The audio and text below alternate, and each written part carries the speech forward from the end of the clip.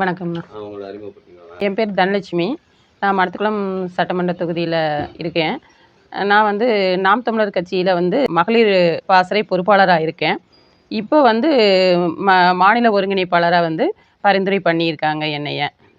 உங்கள் தொகுதி சார்ந்து என்னென்ன பிரச்சனைகள் இருக்குது, அந்த பிரச்சனைகளுக்கு தீர்வு செய்கிற மாதிரி ஏற்பாடு பண்ணியிருக்கீங்களா நீங்கள்? அதை பண்ணிகிட்ருக்குறோம். என்ன அப்படின்னா, தொகுதி சார்ந்து வந்து பார்த்திங்கன்னா எல்லா இடத்துலையுமே பிரச்சனை இருக்குது. பிரச்சனைகள் இல்லாமல் இல்லை. இப்போயே வந்து பார்த்திங்கன்னா தண்ணீர் தட்டுப்பாடு நிறையா இருக்குது. அதே மாதிரி பார்த்திங்கன்னா குப்பைகள் வந்து எல்லா இடங்கள்லையுமே நீக்கமர வந்து அது தமிழ்நாடு ஃபுல்லாகவே இருக்குது. இருந்தாலும் எங்கள் சட்டமன்ற தொகுதி பொறுத்தளவு நான் பார்த்தளவு பார்த்திங்கன்னா எல்லா இடங்கள்லையுமே வந்து குப்பையை வந்து மக்கள் வந்து அந்த இடத்துல தான் கொட்டணும் அப்படின்னு இல்லாமல் எல்லா இடத்துலையும் கொட்டியிருக்காங்க. இதில் முக்கியமாக பார்த்தீங்கன்னா வந்து நம்ம எங்கள் பகுதி, நான் வந்து குமரலிங்கம் பகுதியில் இருக்கிறேன். மக்களும் அது சரி கடைபிடிக்க மாட்டேங்கிறாங்கல்ல? ஆமாம். மக்களுக்கு இன்னும் வந்து அந்த அளவுக்கு விழிப்புணர்வு இல்லாமல் இருக்குன்னு நான் நினைக்கிறேன். ஒரு குப்பை தொட்டி வச்சா கூட அந்த குப்பை தொட்டிக்குள்ளே கொட்டுறதை விட்டுட்டு அது பக்கத்தில் அப்படியே தூக்கி போட்டுட்டு போயிடுறாங்க. அப்போ வந்து நமக்கும் ஒரு பொறுப்பு வேணும். நம்ம அரசவே வந்து எந்த இடத்துலையும் வந்து நம்ம குற்றம் சொல்ல வரல. ஆனால் நமக்கு மக்களுக்கு ஒரு பொறுப்பு வேணும். ஆனால் இப்போ நம்ம சரியாக இருந்தோம் அப்படின்னா அரசை வந்து நம்ம தாராளமாக வந்து கேள்வி கேட்கலாம். அப்போ நம்ம வந்து சரியான ஒரு இடத்துல குப்பை கொட்டலை அப்படின்னு சொல்லும்போது அது வந்து நம்மளோட தவறு தான். அதே மாதிரி தான் வந்து பார்த்திங்கன்னா இப்போ நாங்கள் இருக்கிற குமரலிங்க பகுதியில் அமராவதி ஆறு இருக்குது. இந்த ஆறு பார்த்திங்கன்னா நாங்கள்லாம் வந்து சின்ன பிள்ளையில ஓடி ஆடி விளையாண்டுருக்குறோம் அந்த அந்த இதில் ஆற்றுல. அப்போல்லாம் பார்த்திங்கன்னா மணல் நிறையா இருந்தது. இப்போ வந்து மணலே சுத்தமாக இல்லை. அப்போ வந்து பார்த்திங்கன்னா பாறைகளே தெரியாது. இப்போ பாறைகளை தாண்டி வேறு எதுவுமே தெரியல. அதில் மீன்கள் கூட இல்லை. மீன்கள்லாம் அப்போ நிறையா இருந்தது. இப்போ மீன்கள் கூட அதிகமாக இல்லை. இதில் பார்த்திங்கன்னா மணலை ஃபுல்லாக எடுத்துட்டாங்க. அதையை தாண்டி இப்போ என்ன பண்ணி வச்சுருக்காங்கன்னா கொண்டு வர்ற கழிவுகளை கோழி கழிவு மற்ற கழிவுகளை வந்து கொட்டக்கூடிய ஒரு இடமா வந்து இந்த ஆற்றை உபயோகப்படுத்திட்டு இருக்காங்க. அது வந்து நமக்கு மனசு ரொம்ப கஷ்டமாக இருக்குது. எப்படின்னு சொன்னீங்கன்னா இப்போது இந்த சித்திரை மாத சமயமெல்லாம் பார்த்தீங்கன்னா மாரியம்மன் திருவிழா வரும். எங்களுக்கு அங்கே மாரியம்மன் கோயில் இருக்குது. மாரியம்மன் திருவிழா வரும். அது நல்ல விமர்சனையாக கொண்டாடுவோம். கிட்டத்தட்ட ஒரு 18 கிராமங்கள் சேர்ந்து அந்த பண்டிகை வந்து விமர்சையாக நாங்கள் வந்து கொண்டாடுவோம். அப்போது அந்த சமயத்திலாம் பார்த்திங்கன்னா நாங்கள் சின்ன குழந்தைலாம் இருக்கும்போது போய் ஆற்றுல போய் தண்ணி எடுத்துகிட்டு ஆறுனா அந்த அப்போ வந்து தண்ணி வற்றிடும். அப்போ என்னென்னா நீங்கள் ஒரு சின்ன ஒரு வாய்க்கால் மாதிரி போகும் அங்கே தண்ணி. அந்த தண்ணியில் போய் நாங்கள் குழந்தைங்க சின்ன பிள்ளைகளை படிக்கும்போது வந்து லீவ் விட்டுருவாங்க. போய் குளிச்சுட்டு நாங்கள் அந்த தண்ணி மாரியாத்தாக்கு தண்ணி எடுத்துகிட்டு போய் அந்த கம்பத்துக்கு ஊற்றி நாங்கள் நல்லா கொண்டாடுவோம். இன்றைக்கி வந்து அந்த அளவுக்கு இல்லை. ஆற்றுல தண்ணி எடுக்க முடியல. அப்படியே வந்து பார்த்திங்கன்னா அந்த தண்ணி இல்லாத காலகட்டத்தில் எங்கள் அம்மாவங்களாம் பார்த்திங்கன்னா ஊற்று பறித்து நைட்டு தண்ணி சமைத்துருக்காங்க. அதை நான் பார்த்துருக்கேன். இப்போது அந்த தண்ணி அள்ளி குடிக்கிறதுக்கு கூட ஓரளவுக்கு முடியல. அந்த அளவுக்கு வந்து தண்ணி ரொம்ப மாசடைஞ்சு போயிருக்குது. தண்ணி ஆற்றுக்கிட்ட போனாலே ஒரு மாதிரி அந்த துர்நாற்றம் வந்து அதிகமாக வீசுது. இல்லை, இப்போ அங்கே உள்ள அதிகாரிகள் இருப்பாங்கல்ல, அவங்கள்ட்ட போய் முறையிடலாமா? இல்லை, அதுக்கான முன்னெடுப்புகளை தான் நாங்கள் இப்போ பண்ணிகிட்ருக்குறோம். எங்களுக்கு வந்து நான் இப்போ தான் வந்து பொறுப்பாளராக வந்திருக்கேன். ஸோ இனி கட்சிகளை வந்து கட்டமைச்சு இருக்கிற உறுப்பினர்களை எல்லாம் நான் வந்து ஒன்றாக்கி நான் கண்டிப்பாக வந்து அதை முன்னெடுக்கணும், அந்த ஆற்றை வந்து மீட்கணும் அப்படின்னு சொல்லி தான் இப்போது முன்னெடுத்துட்ருக்கோம் அந்த பிரச்சனையை. அது சம்மந்தமாக வந்து பேரூராட்சி நிர்வாகங்கிட்ட பேசி அந்த குப்பையை வந்து ஆற்றை வந்து திருப்பி எங்களுக்கு சுத்தமாக தரணும் அப்படிங்கிறத வலியுறுத்தணும். நாம் தமிழர் கட்சி சார்பாக வேறு ஏதாவது நாங்கள் முன்னெடுப்புகளை வந்து கண்டிப்பாக நாங்கள் எடுப்போம். இப்போ அங்கே வந்து ஒரு குப்பைகள் கிடக்கு, கழிவு கொட்டுறாங்க, இது மாதிரி இருக்குன்னா அதுக்கு ஏதாவது வந்து ஆதாரங்கள் கேட்பாங்கல்ல? இல்லை, அதுக்கு ஆதாரங்கள் இருக்குது. அதுக்கு ஆதாரங்கள் அது எல்லாத்துக்கும் எப்படி வச்சுருக்கீங்க? காணொலியாக வச்சுருக்கீங்களா? நாங்கள் காணொலியாகவும் வச்சுருக்கிறோம். நாங்கள் வந்து புகைப்படமாகவும் வச்சுருக்கிறோம். சரிங்களா? அதனால் அதுக்கான ஆதாரங்கள் வந்து நாங்கள் இதுலேயே நாங்கள் உங்களுக்கு காமிக்கிறோம். நீங்கள் அதை பாருங்கள். ஆறு எப்படி இருக்குது அப்படின்னு பாருங்கள். அதே மாதிரி அந்த இடத்துல ஒரு பிள்ளையார் கோயில் ஒன்று இருக்குது. நீங்கள் இப்போ சொல்கிறது பார்த்தீங்கன்னா அது வந்து இப்போ சமீபமாக நடந்த மாதிரி தெரியலையே? இல்லை, அது வந்து நான் ஏற்றுக்கிறேன். இப்போ வந்து நான் வந்து இந்த ஆட்சியை வந்து குறை சொல்லணுங்கிறது இது கிட்டத்தட்ட தொடர்ந்து ஒரு 4-5 வருஷமாகவே கொஞ்சம் நடந்துக்கிட்டே தான் இருக்குது. இதை பற்றி ஒரு ஆமாம், அது போன ஆட்சியிலேருந்தே வந்து நடந்துட்டு இருக்கு. போன ஆட்சியில் வந்து ரொம்பவுமே நிறையாவே ஃபுல்லாக கொட்டியிருக்காங்க. அதனால் அது சம்மந்தமாக வந்து இப்போது கொழும்பு ஊராட்சி வந்து கொட்டுது. குமரலிங்கம் பேரூராட்சிக்கு அந்த ஆறு சம்மந்தப்படும் போது எல்லாம் அந்த பக்கம் கொட்டுறாங்க. அப்போ என்னன்னா இந்த பேரூராட்சிகள் சம்மந்தமாக வந்து எந்த ஒரு நடவடிக்கையும் வந்து இது வரைக்கும் எடுக்கல. அதுதான் கேட்கவும் வந்தேன். ஏன்னா ஊராட்சி பேரூராட்சின்னு இருக்கப்ப அங்கே தலைவர்கள் இருப்பாங்க, இல்லை அந்த ஊர்க்காரங்களாவது இருக்காங்க. ஆனால் வந்து சில சமயம் வந்து பேரூராட்சி நிர்வாகமே கொண்டு வந்து அங்கே ஊராட்சிகளே கொண்டு வந்து அங்கே குப்பையை கொட்டும்போது என்ன பண்ண முடியுங்க? மக்கள் கொட்டுறாங்க, சரி. ஆனால் அதை கண்டிக்கக்கூடிய ஊராட்சியோ பேரூராட்சியோ அவங்களே சில சமயம் வந்து கொட்டி இப்போ வந்து பார்த்தீங்கன்னா அங்கே ஒரு பிள்ளையார் கோயில் இருக்குது. நான் அதையுமே இந்த காணொலியாக நான் உங்களுக்கு காமிக்கிறேன். அந்த பிள்ளையார் கோயில் வந்து பார்த்தீங்கன்னா நான் சொன்ன மாதிரி நாங்கள் சின்ன வயசில் அந்த பிள்ளையார் கோயிலை சுற்றி வர அளவுக்கு தான், அவ்வளோதான் இடம். அந்த பிள்ளையார் கோயில் ஒரு காம்பவுண்டு மாதிரி இருக்கும், அதுக்குள்ளே ஒரு ஆள் சுற்றி வரலாம், அவ்வளோதான் இடம். ஆனால் அதுக்கு அப்புறம் பார்த்தீங்கன்னா அந்த செவுத்து ஒட்டியே வந்து பார்த்தீங்கன்னா ஆறு அப்படி போய் சுற்றி அந்த ஆறு செவுத்தோரமாக தான் வரும். இன்னைக்கு அதுலேருந்து கிட்டத்தட்ட ஒரு 10-20 அடி உள்ள தள்ளி அந்த மண் மேடு இருக்குது, அந்த குப்பை மேடு இருக்குது. அப்போ அது வந்து பண்ணது அப்படிங்கிறது வந்து ரொம்ப அது நடந்துக்கிட்டே தான் இருக்குங்க. அதுக்கான ஊராட்சிகள் வந்து எந்த நடவடிக்கையும் அதுக்கு எடுக்கல இது வரைக்கும். இப்ப அந்த ஆத்துல வந்து தண்ணி போகுதா எதுவும்? தண்ணி போயிட்டு இருக்கு. தண்ணியெல்லாம் வந்து பார்த்தீங்கன்னா நல்ல மழை காலத்தில் மழை பெஞ்சு வரும்போதெல்லாம் பார்த்தீங்கன்னா கிட்டத்தட்ட ஒரு 1500 கன அடி வரைக்கும்லாம் திறந்து விட்டுருக்காங்க. மக்கள் பயன்பாட்டுக்கு இருக்கு. மக்கள் வந்து பார்த்தீங்கன்னா நிறைய இப்போ இதில் இன்னொரு விஷயம் நான் சொல்லணும் என்னன்னீங்கன்னா, இப்போ இந்த திதி குடுப்பாங்க. இந்த திதி குடுக்கறது வந்து பார்த்தீங்கன்னா, அந்த ஆடி மாசமும், ஒரு தை மாசமெல்லாம் பார்த்தீங்கன்னா, நெறைய மக்கள் எங்கெங்கிருந்து வர்றாங்கன்னே தெரியல. ஆமா, அது முக்கியமான அமாவாசை இருக்கப்ப. ஆமா. அது எங்கேருந்து வர்றாங்கன்னு தெரியல. ஆனா பார்த்தீங்கன்னா, நெறைய பேர் வந்து அங்க திதி குடுக்குறாங்க. அப்போ இந்த திதி குடுக்குற மக்கள இவங்க என்ன பண்ணணும், பேரூராட்சி சார்பா வந்து ஒரு ஒழுங்கு பண்ணி, அவங்க அந்த துணிகள அங்க விடுறாங்க இல்லையா? ஸோ அந்த துணிகள வந்து இந்த பேரூராட்சி நிர்வாகம் என்ன பண்ணணும், அந்த இடத்துல வந்து ஒரு குப்பை தொட்டி மாரி, ஒரு தொட்டி மாரி வச்சு, நீங்க எடுத்து போடுற அந்த துணிகளை வந்து நீங்க பயன்படாம அந்த எடுத்து உடைச்சு போடுற அந்த சட்டியாகட்டும் வேற ஏதாவது நீங்க என்ன பண்ணணும் அதுக்குள்ள போட்டுருங்கிற மாதிரி பேரூராட்சி வந்து அவங்கள நெறிப்படுத்தணும், அவங்கள வழிப்படுத்தணும். ஆனா அப்படி இல்லாம இவங்க என்ன பண்ணிடுறாங்கன்னா இவங்க பாட்டு விட்டுறாங்க. அவங்க வர்றவங்க என்ன பண்றாங்கன்னா அவங்க அப்படியே துணியை கழட்டி அப்படியே ஆத்துல போட்டுடுறாங்க. இன்னைக்கு தாமிரபரணி ஆற்றுல கிட்டத்தட்ட 90 டன் பக்கம் அந்த துணி எடுத்திருக்காங்க.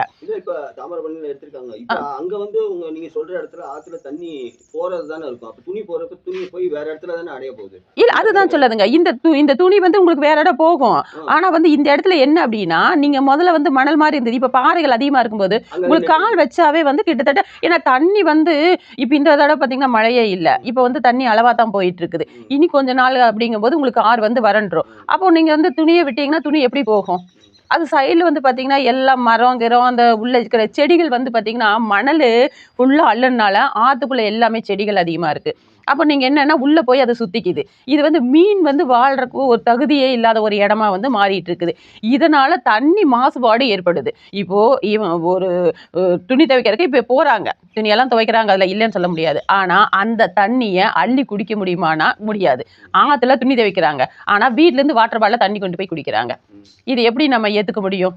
ஆனால் நாங்களாம் என்ன பண்ணது, நாங்களாம் சின்ன பிள்ளையா இருக்கும்போது நாங்கள் அதுலேயே குளித்தோம், அதுலேயே குடித்தோம், அந்த தண்ணியவே குடித்தோம், இல்லைன்னு சொல்ல முடியாது. இன்றைக்கி தண்ணி அந்த மாதிரி குடிநீருக்காக அந்த இது மாறி அந்த தண்ணி குடிக்கிறதுக்கு உகந்ததா இல்லாமல் போகுது.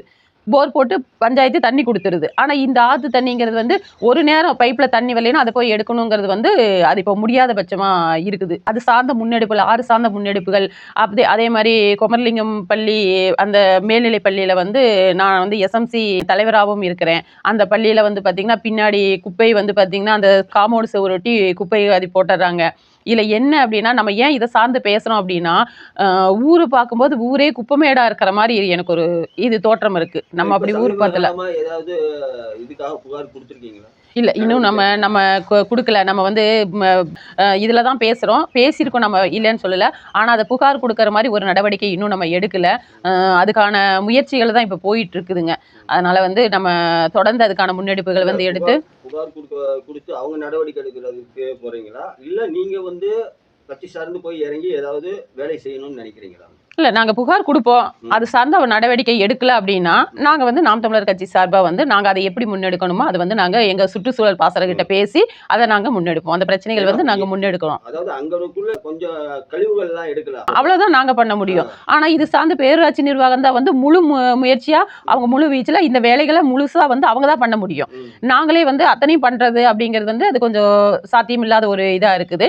எங்களால் என்ன முடியுமோ கண்டிப்பாக வந்து நாங்கள் வந்து பேரூராட்சி நிர்வாகத்துக்கு ஒரு அழுத்தத்தை கொடுத்து நாங்கள் கண்டிப்பாக வந்து அதை முன்னெடுத்து இதையெல்லாம் சரி பண்ணலாம் அப்படிங்கிற மாதிரி இருக்குது. அதனால் அதையெல்லாம் சரி பண்ணக்கூடிய ஒரு எண்ணமும் அதுக்கான ஒரு உத்வேகமும் நாங்கள் இப்போ பார்த்துக்கிட்டு இருக்கிறோங்க. அப்பாவெல்லாம் வந்து பார்த்திங்கன்னா ஏற்கனவே வந்து டிஎம்கேல திமுகவில் இருந்திருக்காரு. அவர் கிளை செயலாளராக வந்து இருந்தார். அதே மாதிரி இப்போது இவர் வைகோ போனதே வந்து பார்த்திங்கன்னா அவரோட இதாக வந்து இருந்தார். அவர் இறக்க வரைக்கும் வந்து அதில் தான் இருந்தார் அப்பா. இப்போ அதை தாண்டி எனக்கு ஒரு அண்ணன் இருக்காரு. அவர் வந்து திமுகல தான் வந்து அவங்க சம்சாரம் வந்து பார்த்தீங்கன்னா, இது வைஸ் பிரசிடென்ட்டா வந்து சங்கராமநல்லூர் பேரூராட்சியில இருக்காங்க அவங்க. திமுக குடும்பத்துல இருந்து வந்து ஆமா. அதனால நமக்கு என்ன அப்டின்னா, ஒரே ஒரு விஷயம் தான். இப்ப நான் சொன்னேன் பார்த்தீங்களா, இந்த ஆறு, அந்த நாங்க அனுபவிச்சது அதெல்லாம் சொன்னேன் பார்த்தீங்களா, அதெல்லாம் இன்னைக்கு என் பிள்ளை அனுபவிக்க முடியல. புரியுதுங்களா? இப்ப வந்து நான் சின்ன பிள்ளையில அனுபவிச்சது, என் பிள்ளை அனுபவிக்க முடியலங்கும்போது, அந்த பிள்ளையோட பிள்ளை வரும்போது, இங்க ஆறு இருக்குமா? ஆறு இருந்துதா? அப்படிங்கிற ஒரு தடமே இல்லாம போயிரும். நம்ம அதுக்காக தான் இப்ப பாடுபடுறோம். நம்ம வந்து நாம் தமிழர் கட்சியை வளர்த்தணும், நாம் தமிழர் கட்சிக்கு வேலை பார்க்கணும் அப்படின்லாம் நம்ம வரல சொல்லப்போனா. நாம அடுத்த அவங்க என்ன கொள்கை கோட்பாடு வைக்கிறாங்க? இந்த மண்ணையும், நிலத்தையும், நீரையும் அடுத்த தலைமுறைக்கு அப்படியே கடத்தணும். ஏன்னா நம்ம அப்படி அனுபவிச்சோம். நமக்கு முன்னாடி இருந்தவங்க இந்த இயற்கை வளங்களை வந்து நமக்கு அப்படியே கொடுத்துட்டு போனாங்க. இந்த இயற்கை வளங்களை வந்து நம்ம என்ன பண்றோம்னா, நம்ம அடுத்த தலைமுறைக்கு, அதுக்கு அடுத்த தலைமுறைக்கு இதை கடத்துறோம். அப்ப வந்து இதை நம்மளே அழிச்சிட்டோம்னு வைங்களேன், நமக்கு முன்னாடி இருந்தவங்க இப்ப இதை அழிச்சிருந்தாங்கன்னா நாம இந்த பூமியில வாழ முடியாது. அவங்க அந்த சுயநலமா இல்லாம நமக்கு வந்து இதை ஒரு ஒரு இதா விட்டு கொடுத்தாங்க. அப்ப நம்ம என்ன பண்றோம் அப்படின்னா, இன்னைக்கு நம்ம இதை மட்டுமே வச்சு நம்ம நமக்கு வர்ற போற எதிர்காலத்துக்கு பணம் சேமிக்கணும்னு நினைக்கிறோமே தவிர, அவங்களுக்கு வந்து இந்த நீரையும் நிலத்தையும் விட்டுட்டு போகணும் அப்படின்னு நம்ம நினைக்கல. வெறும் பணத்தை மட்டுமே வச்சுட்டு போகலாம் அப்படிங்கிற ஒரு தப்பான ஒரு மனநிலையில அவங்க மக்கள் இருக்காங்க. அது வந்து நமக்கு ரொம்ப ஒரு வருத்தத்தை அளிக்கக்கூடிய ஒரு செய்தியா இருக்குது. அதனால நான்லாம் வந்து இதுக்குள்ள நின்னு பாடுபடுறேன் அப்படின்னு சொல்லி சொன்னா, நான் வந்து இதுக்காக தான் நான் நிக்கிறேன்.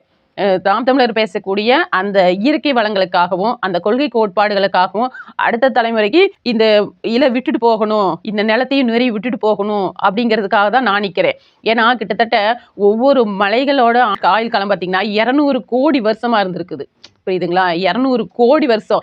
இதை நீ வெட்டி 5 வருஷம் ஒரு 10 வருஷ காலத்துல அந்த 200 கோடி வருஷத்துக்குள்ள மலைகளை வெட்டி நம்ம நொறுக்கிட்டோம் அப்படின்னா, இனி கிட்டத்தட்ட இன்னொரு 200 கோடி வருஷம் ஆகணும் அந்த மலைகளை திருப்பி வளர்றதுக்கு. அப்ப நமக்கு அடுத்த வர தலைமுறை வந்து என்னத்தை பார்க்கும்? மலைகளை பார்க்குமா, நீரை பார்க்குமா, நிலத்தை பார்க்குமா?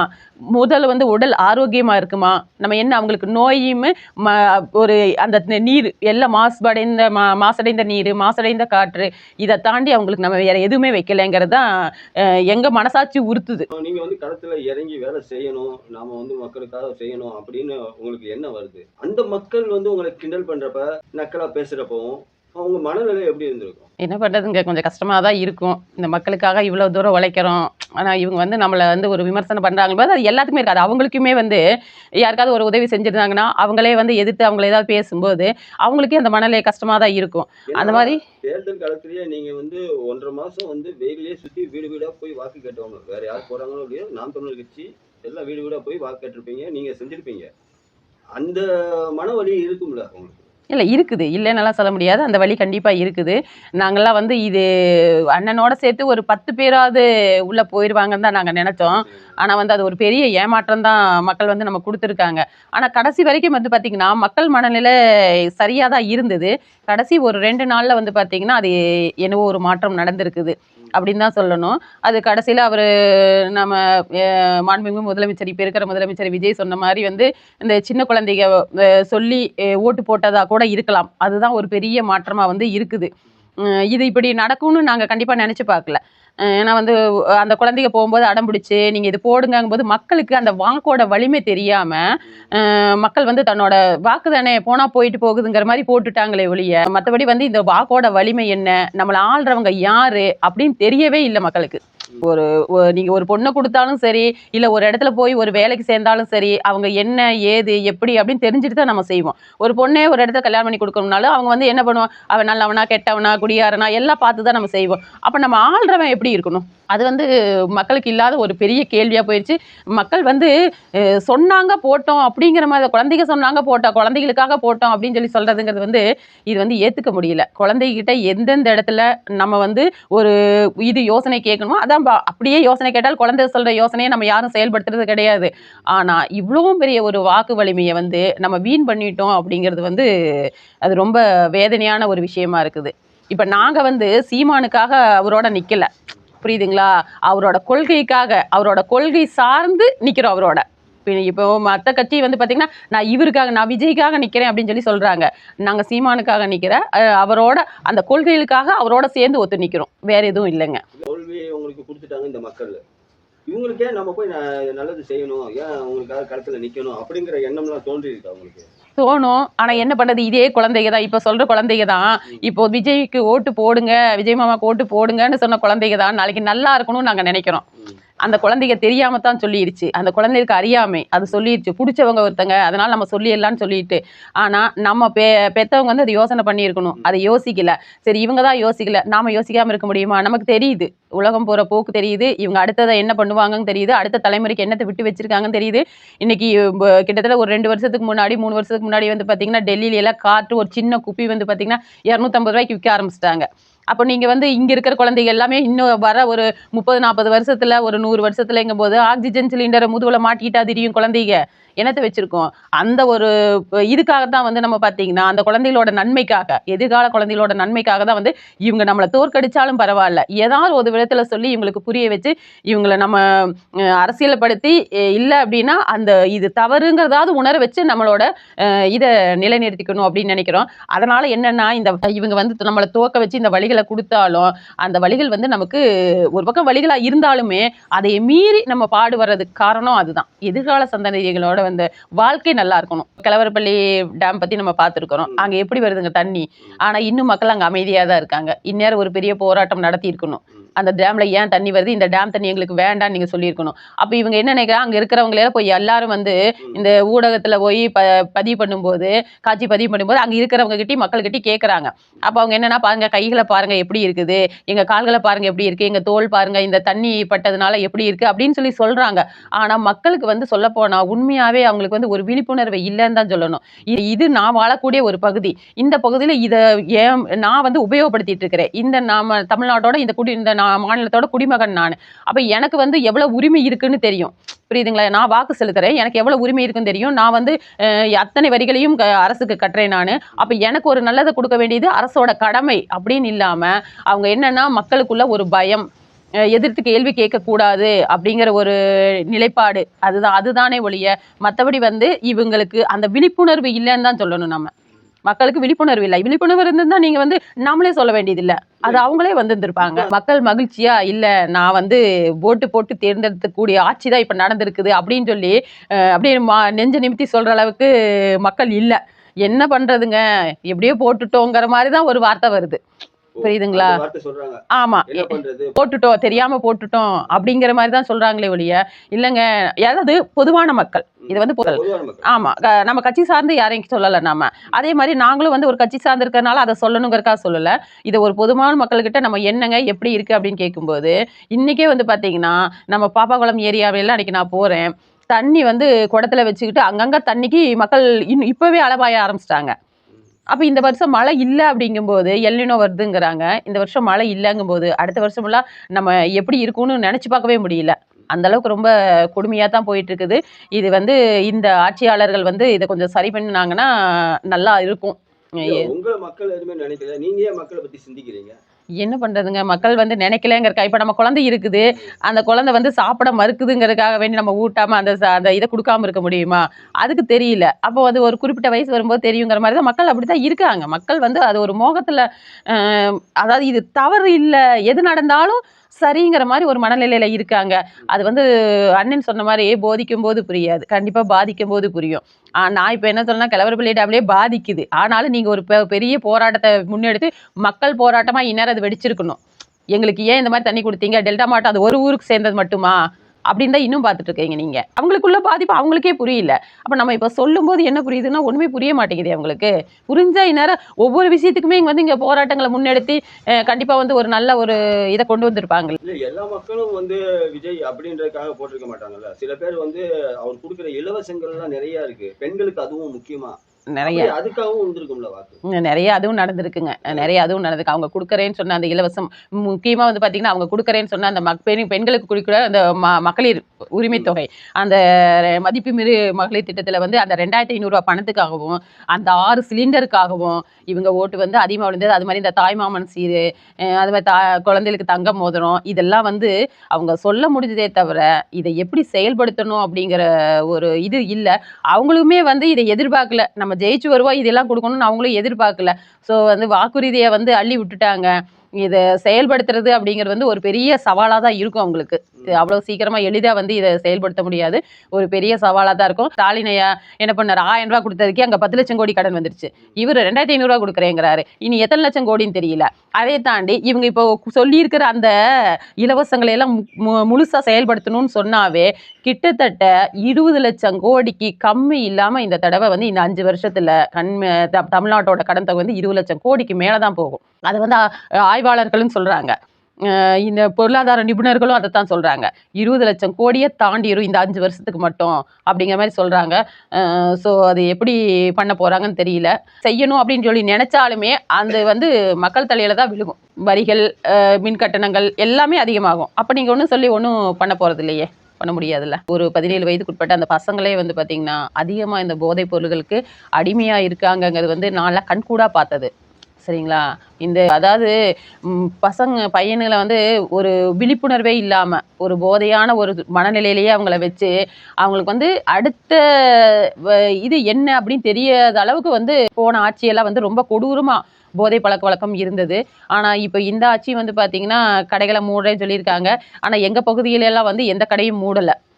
எந்த பகுதியில் மெயின் ரோட்டு மேலேயே கடை இருக்குது. போன வாரம் கூட எங்கிட்ட ஒரு தாவேக்கா நிர்வாகியாத்தான் கேட்டார், ஏங்க நீங்கள் அங்கே இருக்குல்ல நம்ம ஊரில் இருக்கல டாஸ்மாக் கடை, அதை நீங்கள் மூடுறதுக்கு என்ன முன்னெடுத்தீங்க அப்படின்னாரு. நான் தான் சொன்னேன், நீங்களும் தானே பாதிக்கப்படுறீங்க, ஸோ நீங்கள் அது உங்கள் கட்சி தானே, நீங்களும் வாங்க 2 பேரும் வேணால் போய் போராடலாம். தாவேக்கால இருக்காரு, நிர்வாகியில் தாவேக்கால இருக்காரு அவரே கேட்டார், இதை நீங்கள் மூடுறதுக்கு நீங்கள் போராட்டம் முன்னெடுத்தீங்க அப்படின்னு கேட்குறாரு. அதுக்கு நான் சொன்னேன், நீங்கள் என்ன, நீங்களும் இந்த ஊருக்குள்ள தான் இருக்கீங்க, உங்களுக்கும் குழந்தைங்க இருக்குது, அந்த குழந்தைங்க பாதிக்கப்படும், நீங்கள் வாங்க நம்ம போய் போராடலாம், நான் வரலன்னு சொல்லல, நம்ம போய் போராடலாம் அப்படின்னு சொல்லி அவர்கிட்டையும் நான் கேட்டேன். அதனால அந்த மாதிரி நிறைய பிரச்சனைகள் வந்து நம்ம பகுதி சார்ந்து நிறைய இடங்கள்ல பிரச்சனைகள் இருக்கு.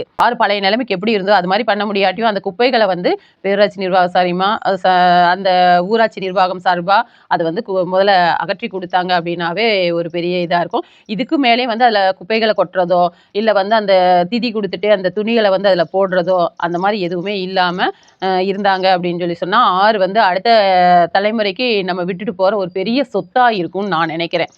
கண்டிப்பா என்னோட குழந்தைக்கு நான் வந்து பணம், காசு, காரு, பங்களா இதெல்லாம் வைக்கிறத விட அதை உணவுக்கு சாப்பிட்றதுக்கு ஒரு நல்ல நிலமும் நல்ல நீரும் நல்ல காற்றும் வச்சுட்டு போகணும் அப்படிங்கிறதா வந்து என்னோட ஒரு நிலைப்பாடா இருக்கு. அதனால அது சார்ந்து முன்னெடுப்புகளை வந்து நாங்கள் கண்டிப்பாக நாம் தமிழர் கட்சி சார்பாக வந்து நாங்கள் இந்த பகுதியில் எடுக்கணும். கட்சியோட கட்டமைப்பு வந்து அண்ணன் வேற மாதிரி சொல்லியிருக்காரு கொண்டு போகிறதுக்கு. அதை சார்ந்து இப்போ வந்து பார்த்திங்கன்னா இந்த நம்ம மடத்துக்குள்ள சட்டமன்ற தொகுதி முழுக்க உள்ள பிரச்சனைகள் எதுவாக இருந்தாலும் நீங்கள் நாம் தமிழர் கட்சியை அணுகலாம். அதை சார்ந்த முன்னெடுப்புகளை வந்து நம்ம முன்னெடுக்கிறதுக்கு பார்த்துக்கிட்டு இருக்கிறோம். அதனால் நீங்கள் வந்து உங்களோட பகுதி பிரச்சனைகள் வந்து எங்களுக்கு தெரியப்படுத்துனீங்க அப்படின்னு சொல்லி சொன்னால் நம்ம அது சார்ந்து என்னென்ன முன்னெடுப்புகளை எடுத்து நம்ம வந்து செய்ய முடியும், உங்களுக்கு நல்லது பண்ண முடியும் அப்படிங்கிறது வந்து நாங்கள் கலந்து ஆலோசித்து கண்டிப்பாக அதுக்கான ஒரு தீர்வை வந்து நாங்கள் உங்களுக்கு கொடுப்போம். மக்கள் உங்களுக்கு என்ன பிரச்சனை இருக்கோ அது வந்து புகார் கொடுங்க அப்படின்றீங்க. ஆமா, எனக்கு எங்க கிட்ட வந்து புகாரா வந்துச்சு, எங்களுக்கு இந்த மாதிரி பிரச்சனைகள் இருக்கு அப்படின்னு எங்களுக்கு வந்து அவங்க புகார் கொடுக்கணும்னா எங்க வந்து பார்ப்பாங்க? நம்ம எல்லா பகுதியிலையும் வந்து பார்த்தீங்கன்னா நாம் தமிழர் கட்சி உறுப்பினர்கள் இருக்காங்க, பொறுப்பாளர்கள் இருக்காங்க. நீங்கள் அவங்கள தொடர்பு கொண்டாலே வந்து அவங்க நமக்கு வந்து தகவல் சொல்லிடுவாங்க. ஸோ நாங்கள் வந்து கட்சி சார்பில் அவங்க முன்னெடுப்பாங்க. அதை மீறி ஏதாவது இருக்கும்போது நாங்கள் எல்லாமே போய் கண்டிப்பாக அதை வந்து அந்த இடத்துல நின்று அந்த பிரச்சனைக்கு என்ன தீர்வோ அதை வந்து நாங்கள் முன்னெடுத்து செஞ்சு கொடுப்போம் அப்படிங்கிறது நான் சொல்கிறேன்.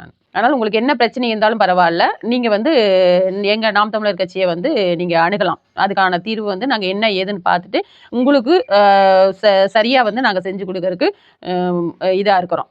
அதனால் நீங்கள் தாராளமாக எங்களை அணுகி நீங்கள் இது பண்ணலாம். நீங்கள் நாம் தமிழர் கட்சியை வந்து எல்லா பக்கம் பொறுப்பாளர்கள் இருக்காங்க, எல்லா ஊர்களையும் இருக்காங்க. நீங்கள் முதல்ல அவங்கள போய் அணுகுனீங்க அப்படிங்கன்னா உங்களோட பிரச்சனைகளுக்கான தீர்வுகள் கண்டிப்பாக எங்களால் கொடுக்க முடியும்.